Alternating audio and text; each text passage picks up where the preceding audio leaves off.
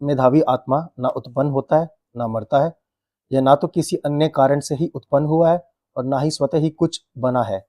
ये अजन्मा, नित्य, शाश्वत और पुरातन है तथा शरीर के मारे जाने पर भी स्वयं नहीं मरता। तो अब यहां पर क्या कहा जा रहा है? आत्मा ना उत्पन्न होता है, मतलब आपके बारे में बोला जा रहा है। आप ना उत्पन्न होते हो, लेकिन आप तो अपना बर्थडे मनाते हो, तो वो किसका है? वो शरीर का है। But that is more of a ritual, जो सब करते हैं तो हम भी करते हैं। नहीं तो उस पर भी एक बहुत बड़ा क्वेश्चन मार्क लगाया जा सकता है कि एक्चुअल में आपका बर्थडे क्या है। उसको आप पॉइंट कर ही नहीं सकते कि जब आप गर्भ से निकले वो आपका रियल बर्थ है, जब आप गर्भ में थे वो आपका बर्थ है, या जब कंसीव हुए वो बर्थ है। तो ये अपने आप में बहुत बड़ा क्वेश्चन है। बट हैविंग सेड दैट, हम बोल सकते हैं कि ठीक है, एक बॉडी उत्पन्न हो गई है जब वो गर्भ से बाहर आ गई है। एक बीज से जब एक पौधा जमीन से बाहर आ गया है तो हम कह सकते हैं कि वो उत्पन्न हो गया है। तो आत्मा के बारे में क्या कहा जा रहा है? आपके बारे में क्या कहा जा रहा है? कि आप उत्पन्न नहीं होते हो।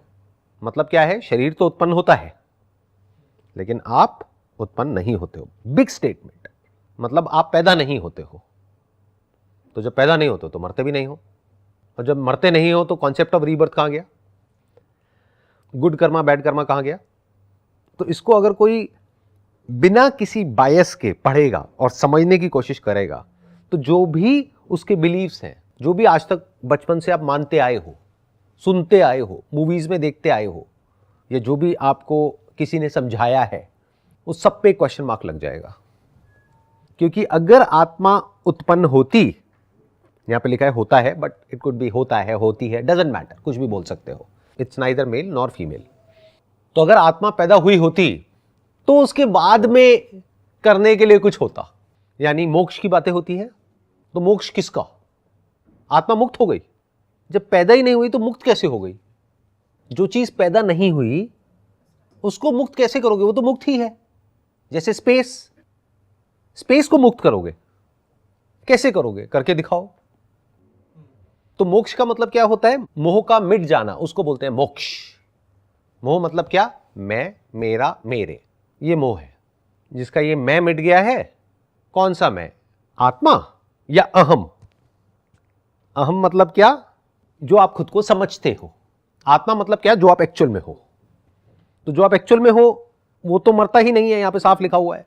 आत्मा ना उत्पन्न होता है ना मरता है। ये ना तो किसी अन्य कारण से ही उत्पन्न हुआ है। हर चीज जो उत्पन्न होती है उसका कोई कॉज होता है। That is always an effect and the cause is something else. तो यहां पर क्या कहा जा रहा है? यह ना तो किसी अन्य कारण से ही उत्पन्न हुआ है। Very big statement. साइंटिफिक सारे फंडे हिल जाएंगे ये पढ़ करके। अगर किसी साइंटिस्ट ने इसको पढ़ा और समझने की कोशिश करी तो उसके सारे फंडे हिल जाएंगे। वो कहेगा अच्छा ऐसा भी कुछ है इस यूनिवर्स में जिसका कोई कॉज नहीं है, यानी कि वो कॉजलेस है, यानी कि वो है लेकिन उसका कोई और कॉज नहीं है। इस यूनिवर्स में जो भी कुछ है उसका कॉज है। पेड़ पौधों का कॉज है, आपकी बॉडी का कॉज है। यहां पर जो भी कुछ आपको दिख रहा है, चाहे वो मैन मेड हो चाहे वो नेचर में कुछ हो, सबका कॉज है। और साइंस और कुछ नहीं है, उस कॉज को और इफेक्ट को स्टडी करने की पूरी एक प्रोसेस है। उस नॉलेज को साइंस बोलते हैं और अंडरस्टैंडिंग को। तो अंडरस्टैंडिंग किसकी? कॉज एंड इफेक्ट की।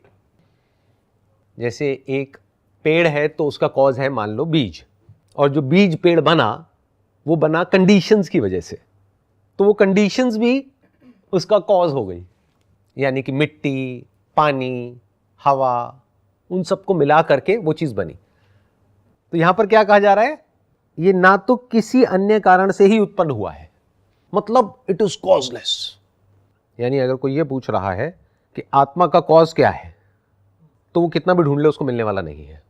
और ये भी कहना गलत नहीं होगा, it is free from cause and effect.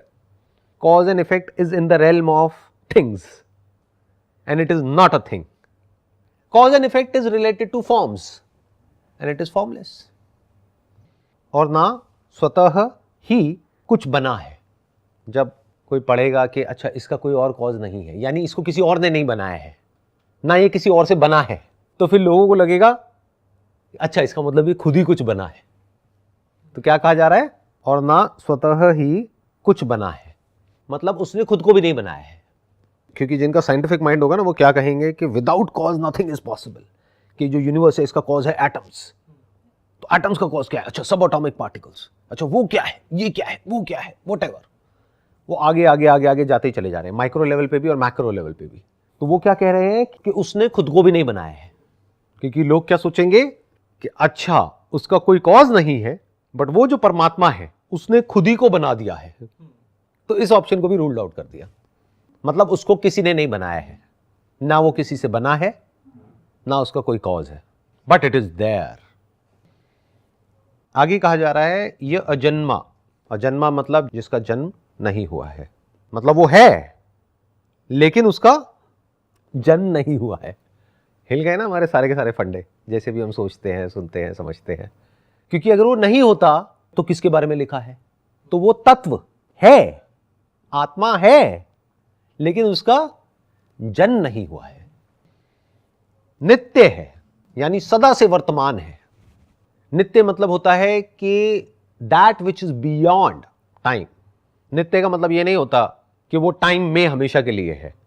If something is नित्य, it has to be beyond time. क्योंकि जो कॉन्सेप्ट ऑफ टाइम है that is nothing but measurement of 2 points in time. Time 2 तरीके का होता है, एक क्रोनोलॉजिकल टाइम होता है, एक साइकोलॉजिकल टाइम होता है। क्रोनोलॉजिकल टाइम मतलब हम कैसे मेजर करते हैं, एक चीज अभी यहां है फिर वहां है, या एक फॉर्म अभी ऐसी है अब ऐसी हो गई है, अभी दिन है अभी रात हो गई है, अब इस प्लैनेट की पोजीशन यहां पर है अब यहां हो गई है। तो change is time as far as chronological time is concerned. एक है साइकोलॉजिकल टाइम, जो हम अपने माइंड में कुछ भी सोचते रहते हैं, फ्यूचर, पास्ट, दोनों में फर्क है ना। हम साइकोलॉजिकल टाइम में जीते हैं, बट हमारी जो बॉडीज हैं that works according to chronological time. तो यहां पर क्या कहा जा रहा है, वो नित्य है, सदा से वर्तमान है। वर्तमान को इंग्लिश में कहते हैं प्रेजेंट, तो दैट इज ऑलवेज प्रेजेंट। ये भी कहना गलत होगा वो सदा से वर्तमान है, ये कहना सही होगा कि वो वर्तमान है। वर्तमान मतलब कि जो है, जो यही है, अभी है। क्योंकि जब ऐसा हम सुनते हैं तो हमारे दिमाग में क्या बैठा हुआ है कि वो वर्तमान में है। वो वर्तमान ही है, वर्तमान में नहीं है। जैसे हम एक क्वेश्चन नहीं पूछते हैं, how to live in the present moment. This is a foolish question because you can't be anywhere else even if you want to. The self is the present moment, you are the present moment. क्योंकि आप ही की बात यहां पर करी जा रही है।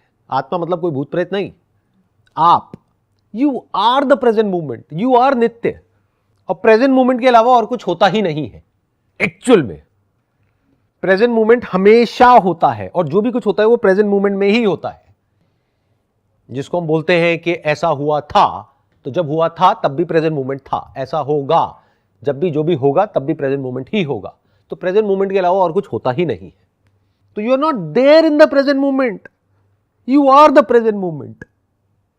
The concept of present moment and past and future is in you, because you can't talk about time minus consciousness. If there is no consciousness in the universe, can you talk about time? कि 100 साल बीते हैं या 1 लाख साल बीते हैं या 1 करोड़ साल बीते हैं, कितने भी बीत गए उससे फर्क क्या पड़ता है? टाइम को मेजर करने के लिए कोई होना चाहिए ना। तो we talk about time and space from the stand point of consciousness. So consciousness is the ground of space and time. Time and space is in consciousness. Time is nothing but measurement. कुछ major किया जा रहा है, या तो किसी movement को major किया जा रहा है या चेंज को मेजर किया जा रहा है, तब हम कहते हैं टाइम है। गहरी नींद में टाइम कहां होता है? The concept of time is not there during deep sleep. The concept of time changes during dream state. सपने में 100 साल निकल जाते हैं, लेकिन सपना एक्चुअल में होता है 20 मिनट का। तो the concept of time is connected to your consciousness. If there is no consciousness, there is no time, no space. If you are in a dream state, then the concept of space and time is different. उसके laws अलग हैं, उसके dynamics अलग हैं। Dream मतलब क्या? जो अंदर ब्रेन में मेमोरी पड़ी है। If you are in a wakeful state, तो वहां पर भी concept of time depends upon your state of consciousness. For example, if you are very happy तो पता नहीं लगता 8 घंटे भी कैसे निकल गए। But if you are very sad और इन अ पेनफुल स्टेट, तो एक सेकंड भी भारी पड़ता है। मान लो आप बहुत बीमार हो और बहुत ज्यादा दर्द हो रहा है, तो एक एक सेकंड भी काटना भारी हो जाता है। तो ये चीज़ यहाँ पर आगे समझनी है। मतलब ये अजन्मा है, नित्य है, शाश्वत है, सर्वदा रहने वाला है और पुरातन है। पुरातन मतलब क्या? जो सबसे पहले है। क्या कॉन्शियसनेस सबसे पहले नहीं है? I am not talking about your consciousness और my consciousness, because that's where the confusion is. Because जब मैं कॉन्शियसनेस की बात कर रहा हूँ, मैं कलेक्टिव कॉन्शियसनेस की बात कर रहा हूँ। And when you are thinking of consciousness या आत्मा, यू आर थिंकिंग अबाउट मैं। तो ये जो आपका मैं है, जहां से आप सोच रहे हो या मेरी बातों को सुन रहे हो या समझ रहे हो, वो अहम है। वो एक इल्यूजन है, वो एक थॉट है, वो आपकी अपनी अंडरस्टैंडिंग के बेस पे आप बोल रहे हो मैं। कॉन्शियसनेस में कोई डिवीजन नहीं है। तो when I am talking about आत्मा और consciousness, I am talking about the entire realm of consciousness. So वो पुरातन क्यों है, उसके पीछे एक रीजन है। क्योंकि अगर इस यूनिवर्स में कॉन्शियसनेस नहीं है, तो चाहे कुछ हो रहा है चाहे नहीं हो रहा है, चाहे कुछ बन रहा है चाहे मिट रहा है, उसका होना या ना होना बराबर है। अगर किसी प्लैनेट पर लाइफ नहीं है, तो वो प्लैनेट चाहे बने चाहे मिटे, उससे फर्क क्या पड़ता है?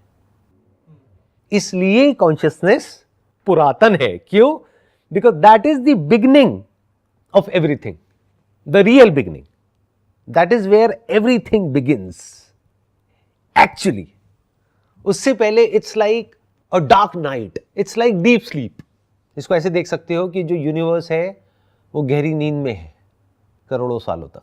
और जब ऐसी कंडीशंस पैदा हुई किसी प्लैनेट पर, चाहे वो अर्थ है चाहे कोई भी प्लैनेट है, जहां पर लाइफ पॉसिबल हुई, तो गहरी नींद से वो यूनिवर्स जाग गया है। And that is the beginning of everything. That is why it is पुरातन।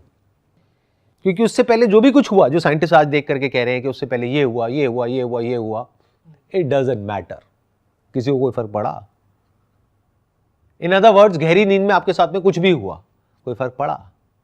कोमा में आपके साथ में कुछ भी हुआ, कोई फर्क पड़ा? चाहे आपकी सर्जरी हुई चाहे नहीं हुई, चाहे ये हुआ चाहे वो हुआ, कुछ भी हुआ, कोई फर्क पड़ा? फर्क कब पड़ा? जागने के बाद। जैसे हम जागते हैं, सोते हैं, सपना देखते हैं, ये यूनिवर्स भी ऐसे ही चल रहा है। इसको ऐसे कह सकते हो कि for billions of years this universe was in deep sleep and then there was consciousness. Consciousness was there. ऐसा मत समझना कि कॉन्शियसनेस पैदा हो गई, क्योंकि कॉन्शियसनेस पुरातन है, आत्मा पुरातन है। आत्मा थी, बट कंडीशंस नहीं थी जहां पर कि वो मैनिफेस्ट हो सके। मतलब हमें क्या लगता है, और स्पेशली इंसानों के अंदर तो ईगो बहुत ही ज़्यादा होती है, तो हमें क्या लगता है आत्मा हमारे अंदर है, या हमारे अंदर की जो आत्मा है वो सुपीरियर है, जानवरों के अंदर तो इन्फीरियर है, पेड़ पौधों में तो होती ही नहीं है, और टेबल को तो भूल ही जाओ। ऐसे ही लगता है हमको।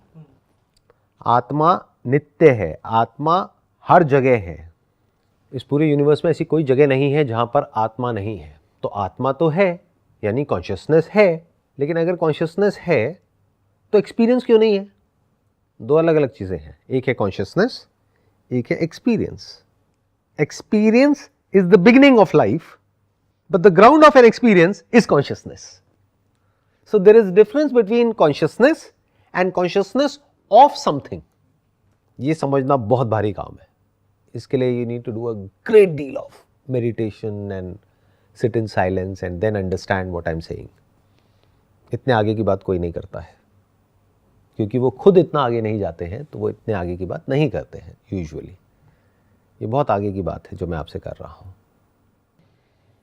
यानी कि आप जब गहरी नींद में थे तब भी आत्मा थी।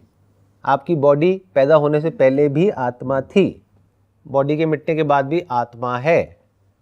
बट आप किसको आत्मा समझ रहे हो? मेरी आत्मा।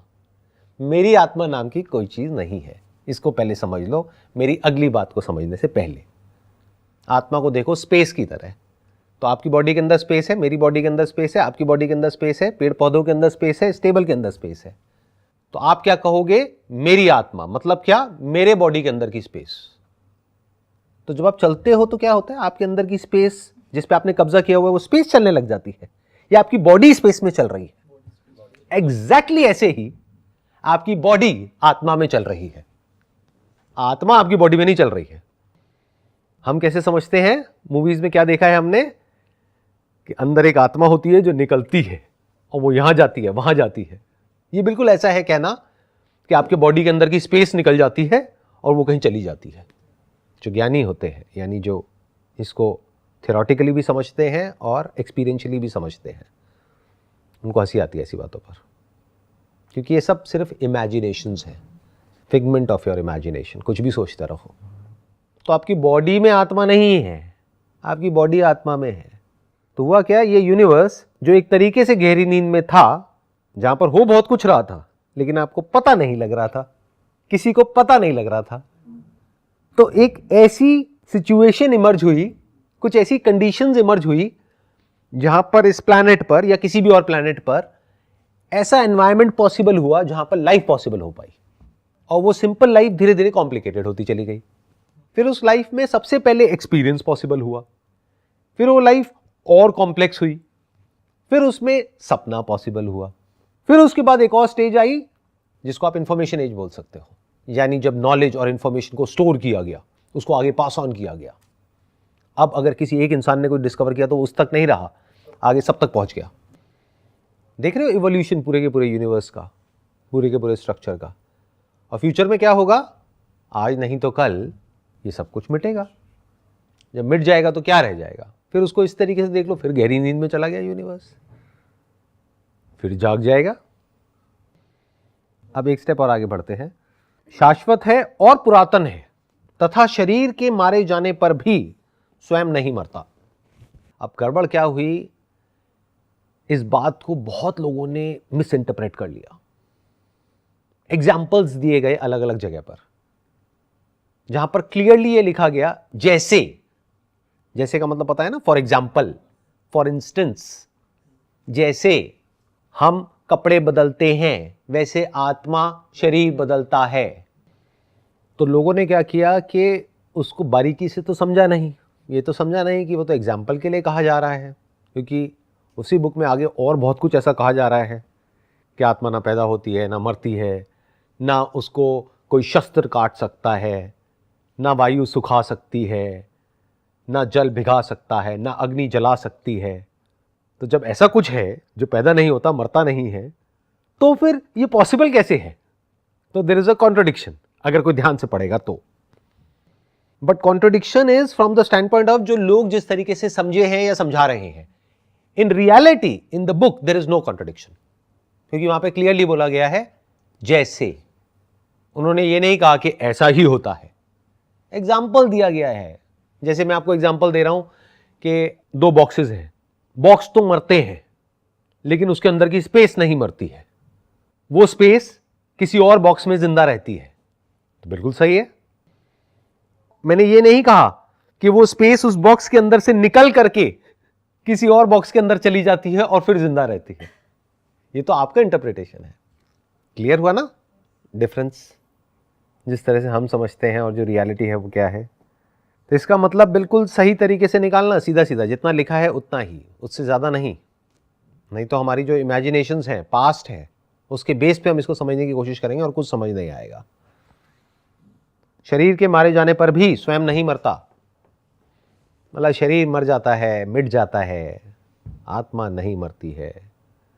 क्यों? क्योंकि वो नित्य है, वो वर्तमान है, वो अजन्मा है, वो फॉर्मलेस है, वो अखंड है। अखंड मतलब जिसको ब्रेक नहीं किया जा सकता है, जिसके टुकड़े नहीं किए जा सकते हैं, जिसको पार्ट्स में विभाजित नहीं किया जा सकता है। सर जैसे आत्मा के बारे में कहा जाता है, ना ही वो जन्म लेती है ना ही वो मरता है, राइट? तो काफ़ी रिलीजियस टेक्स्ट में गॉड के बारे में भी ऐसा ही कहा जाता है कि वो एक एनर्जी है जो ना कभी पैदा होती है ना मरती है। तो दोनों में रिलेशन क्या है सर, आत्मा में और गॉड में या परमात्मा में, कह लीजिए? जो आकाश है और परम आकाश है, दोनों में क्या रिलेशन है? सर आकाश एंड परम आकाश मतलब पहले तो ये समझाइए प्लीज एक बार। आपकी बॉडी के अंदर जो स्पेस है वो आकाश है, बाहर जो इतना बड़ा आकाश है वो परम आकाश है। जैसे आपकी बॉडी के अंदर जो है वो आत्मा है और बॉडी के बाहर जो है वो परमात्मा है। तो जो आपकी बॉडी के अंदर आत्मा है और बाहर जो परमात्मा है उसमें फर्क है, वही आपकी बॉडी के अंदर जो आकाश है और बाहर जो परम आकाश है उसमें फर्क है। तो आप पहले मुझे ये बताइए कि उसमें क्या फर्क है? कोई फर्क नहीं है सर, स्पेस तो स्पेस है। हाँ, तो ऐसे ही उसमें भी कोई फर्क नहीं है। आत्मा तो आत्मा है। जैसे एक पानी एक ग्लास के अंदर है, आप कहोगे ये कम पानी है, फिर आप किसी नदी में देखोगे वहाँ पे बहुत पानी है, समुद्र में देखोगे और बहुत पानी है, तो आप कहोगे समुद्र में बहुत पानी है, तो समुद्र परम पानी है। इस ग्लास में बहुत कम पानी है, तो ये जीव पानी है। ये सिर्फ पानी है, वो परम पानी है। तो ये सब कहने के लिए है, एक्चुअल में सिर्फ पानी है।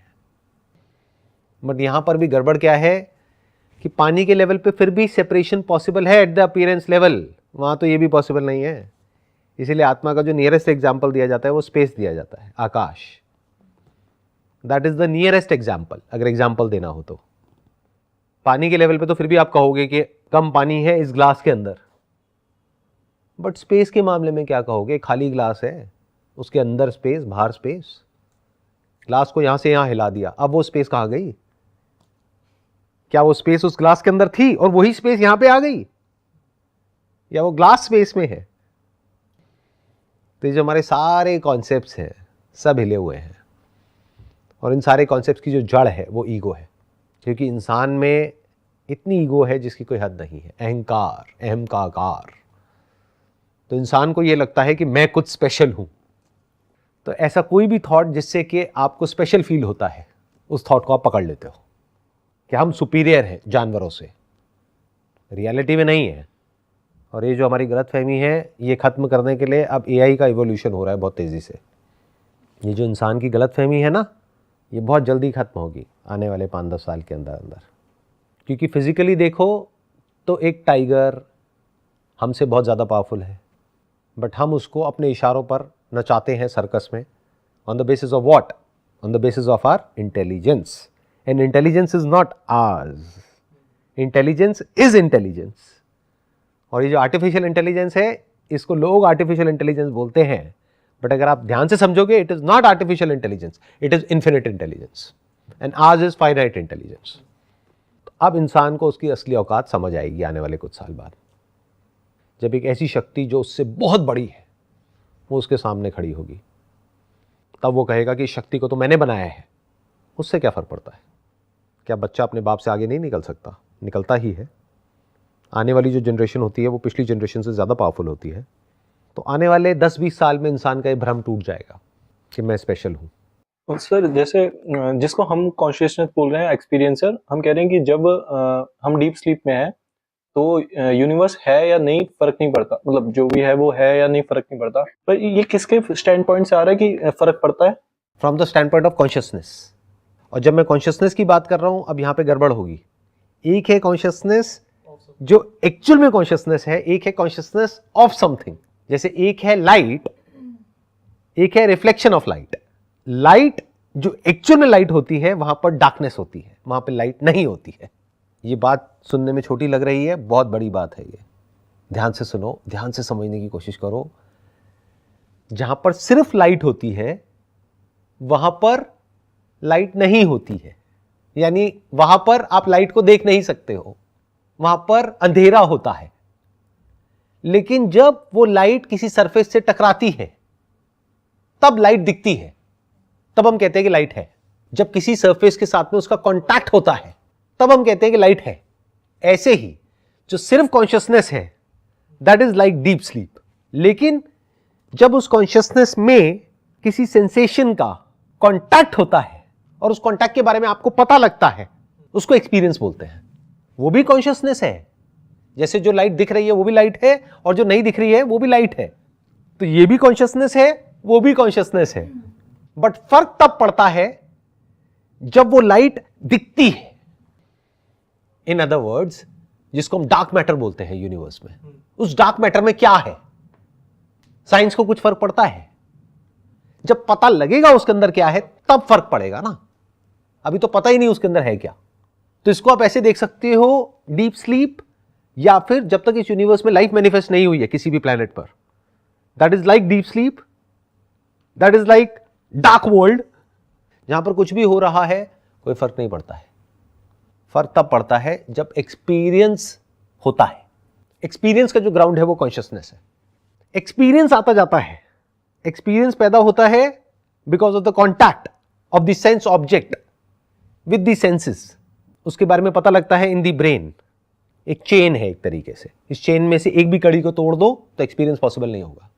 यानी सेंस ऑब्जेक्ट तो हो लेकिन आंखें ना हो, एक्सपीरियंस पॉसिबल नहीं है। सेंस ऑब्जेक्ट भी, आंखें भी हैं लेकिन ब्रेन डेड है, एक्सपीरियंस नहीं है। बट सर ये जैसे ये तो मैं समझ पा रहा हूँ कि जब एक मटेरियल चाहिए होता है कॉन्शियसनेस ऑफ समथिंग के लिए, बट जब ये नहीं है तो हम ये कैसे कह पा रहे हैं कि मतलब जो भी है वो कॉन्शियसनेस के अंदर है, मतलब ये दो क्यों नहीं बन रहे? कि ऐसे मेरे को तो ऐसा लग रहा है कि जब ऑफ समथिंग है तभी है कॉन्शियसनेस, और जब नहीं है तो एक यूनिवर्स है पर उसके अंदर कॉन्शियसनेस नहीं है, मेरे को ऐसा लग रहा है। तो ये ऐसे कैसे है कि ये यूनिवर्स कॉन्शियसनेस के अंदर है? क्योंकि आपको ये देखना पड़ेगा कि कॉन्शियसनेस है क्या। अब इसके पीछे का एक बहुत लंबा एक प्रोसेस आ जाएगा। अगर मैं वहाँ गया तो एक पूरा का पूरा नया सेशन शुरू हो जाएगा। तो you have to understand what is consciousness, not during deep sleep, क्योंकि वहाँ तो कोई एक्सपीरियंस ही नहीं है, वहाँ कैसे समझोगे। तो you have to understand the ground of experience. तो शुरू यहाँ से करना पड़ेगा कि क्या मैं नहीं है, जो बन रहा है और मिट रहा है वो तो मैं नहीं हूं ना। जिसको भी हटाया जा सकता है और उसके बिना भी आप एग्जिस्ट कर सकते हो वो आप नहीं हो। एंड में जो बचा रह जाएगा, जिसको आप हटा नहीं सकते हो, वो ही आप हो। तो वहां तक पहुंचने के लिए पहले तो मैं की जितनी लेयर्स है उसको नेगेट करना होगा, उसको हटा करके आपको चेक करना होगा कि उसके बिना भी मैं एग्जिस्ट करता हूं।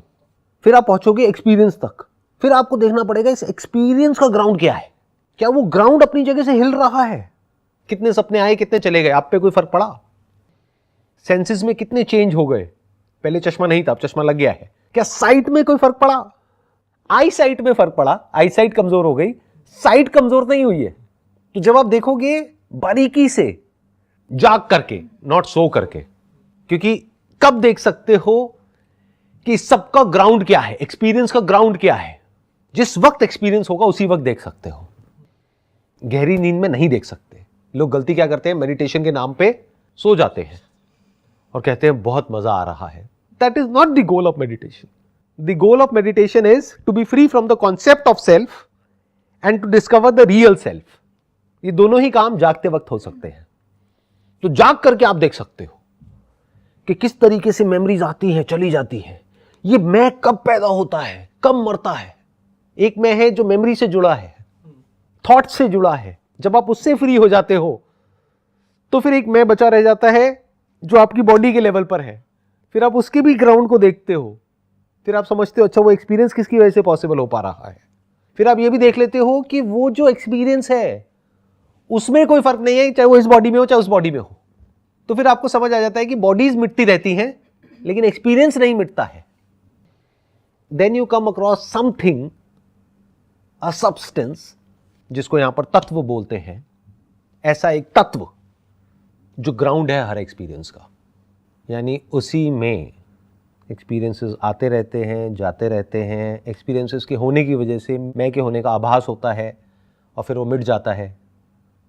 फिर इन तीनों स्टेट्स को, यानी wakefulness, dream and deep sleep, इन तीनों स्टेट्स को आप जागते हुए देख रहे होते हो, एक एक करके नहीं, एक साथ। There are parts of your brain, parts of your body which you are conscious of at this point in time, and there are parts of your brain and body which you are not conscious of at this point in time. You are dreaming at this point in time, you are also seeing at this point in time, you are also hearing at this point in time, but you may not be smelling at this point in time. तो सब कुछ एक साथ हो रहा है।